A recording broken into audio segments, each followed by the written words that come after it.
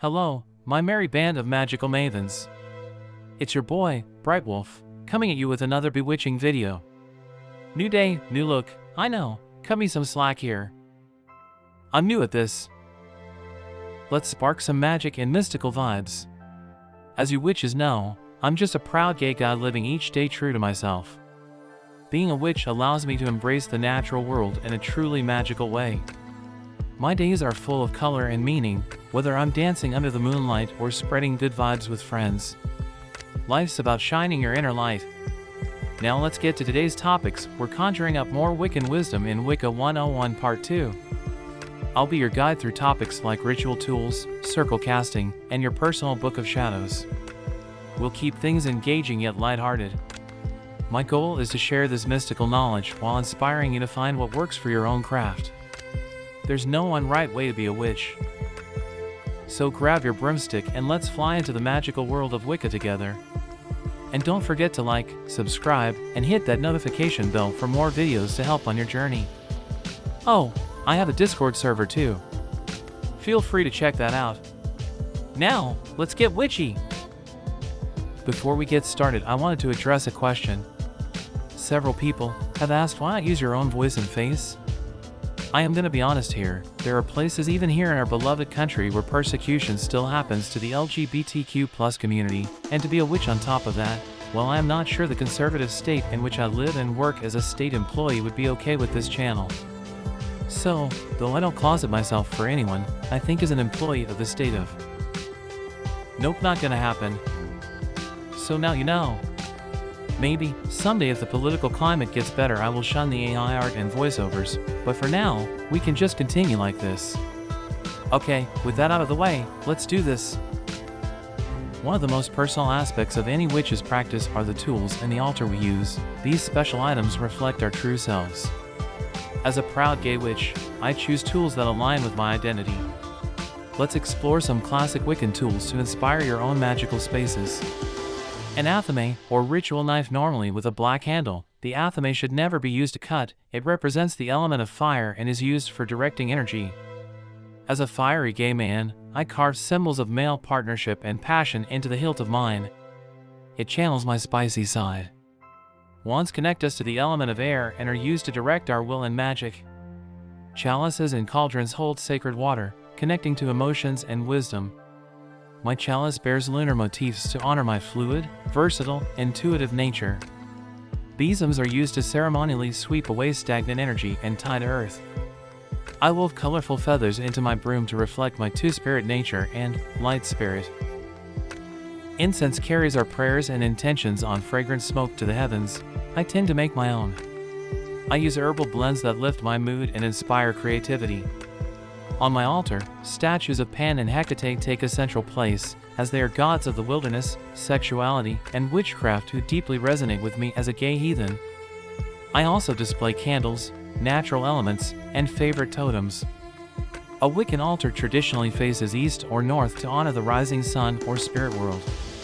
Mine faces north to connect with magical energy and mystical realms. I surround it with rainbow cords to ward the space and represent LGBTQ pride.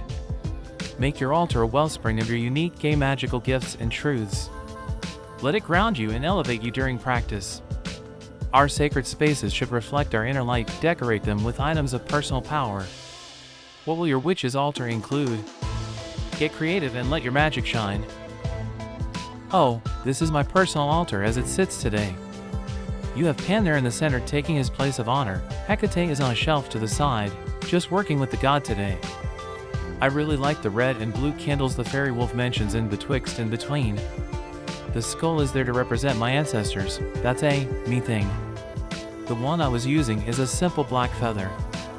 Oh, and the candle holders in the back, well, I just thought they were pretty. So, let your altar be a you thing. Anyway, back to class. I don't want to spend too much time on tools because they can be very personal and many people will have a minimalist attitude towards setting up the altar, while others, like me, really try to present myself on the altar. So, you do you. Next, let's talk about casting a sacred circle. This should be exhilarating. Gather round, my magical misfits. Now that we know some of our tools, we'll craft some mystical circles and unlock their enchanting power. Circles amplify our witchy workings while providing protection. So let's get conjuring. First, banish any stale energies by smudging the space with sage or incense. As the smoke clears, envision a sphere of moonlit white light around your altar, your circle boundary ready to be charged. Now for the fun part, calling in the elements and quarters. Take your trusty athame or wand and start in the north. Walk clockwise, summoning each direction.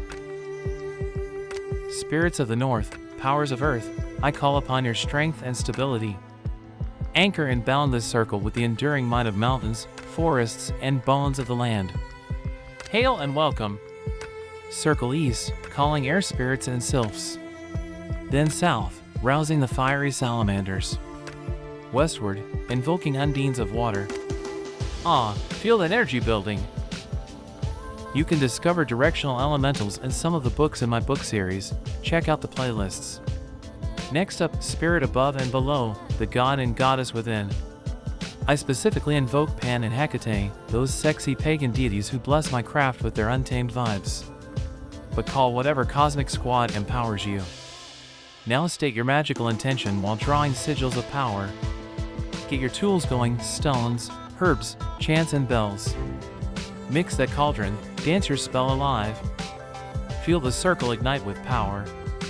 When you're finished manifesting, unwind the circle counterclockwise. As we walk Wittershins, thank the quarters, elements, and guardians for their protection. Send their energies back from whence they came. Lastly, ground any excess power into the earth. Visualize the glowing sphere fading until the circle is open again. Use this ritual framework to craft circles infused with your authentic style. Hey, we just, well sort of, did our first ritual together. Was it as good for you as it was for me? Was it your first time? Hope I was gentle. Casting circles helps this witch feel held, focused, and empowered to manifest magic aligned with my truth and will. You can wear what you want in your circle. Hell, it's your sacred space. You can go sky-clad, nude, wear robes, or just wear what you wore to work.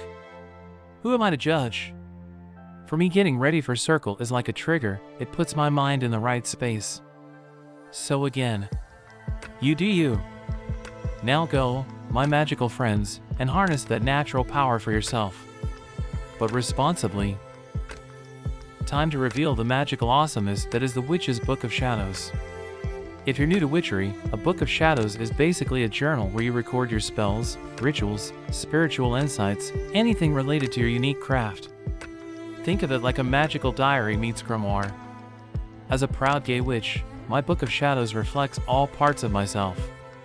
Interestingly enough though, my Book of Shadows is a plain black journal. So, make yours just as personal.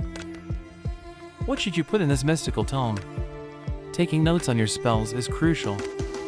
Documenting steps, chants, and sigils helps them manifest better over time. But also journal your cosmic dreams, breakthroughs, and encounters with fairies or animal guides throughout your journey.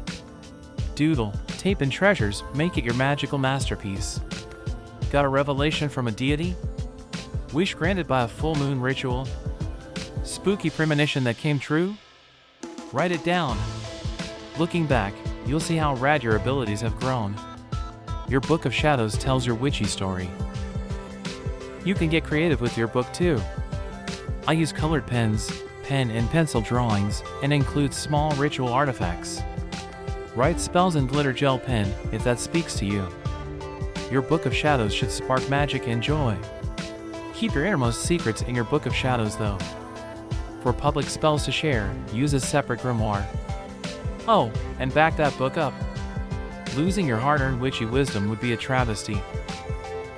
In short, my mystical misfits, record your path in your Book of Shadows. Writing it down reinforces lessons and helps your gifts shine brighter over time. Start scripting your story now. Okay, my beloved witchlings, we're nearing the end of another mystical lesson, but the magic has only just begun. In this video, we explored consecrating our sacred spaces with altars and ritual tools. We raised energy by casting magical circles, calling the elements, and invoking our sacred deities. Finally, we unlocked the power of documenting our journey in a Book of Shadows. I hope these foundations inspire you to create an altar and craft a practice as unique as you are. Remember, there's no right or wrong way to be a witch, so make it your own. Allow your altar items, circle rituals, and book of shadows reflect your authentic self. If you're new to witchcraft, don't worry if these techniques feel unfamiliar. Give yourself time, experiment, and learn at your own pace. And know you have a community here to support you. Keep unlocking your inner gifts through our Wicca 101 series. In the next video, we'll explore herbalism and crystal magic, divination, and tarot cards. I'll share magical ways to incorporate nature's offerings into your craft. Keep unlocking your inner gifts through our Wicca 101 series. So stay curious, stay empowered, and keep expanding your witchy wisdom, my darlings. Share any questions below. Also, be sure to like this video and subscribe so you don't miss the next installment. If you want to go further, join our magical Discord for discussions, stories, and events. The link is in the channel description. I'll leave you with a quote I love. We are all magicians, and nature itself is the greatest teacher of magic. Christopher Pinksack. So go forth, my witches. Dare to be powerful. Know your magic, trust your abilities, and let your intuitive gifts flourish. Our power comes from within. As always, live in love and light. Blessed be.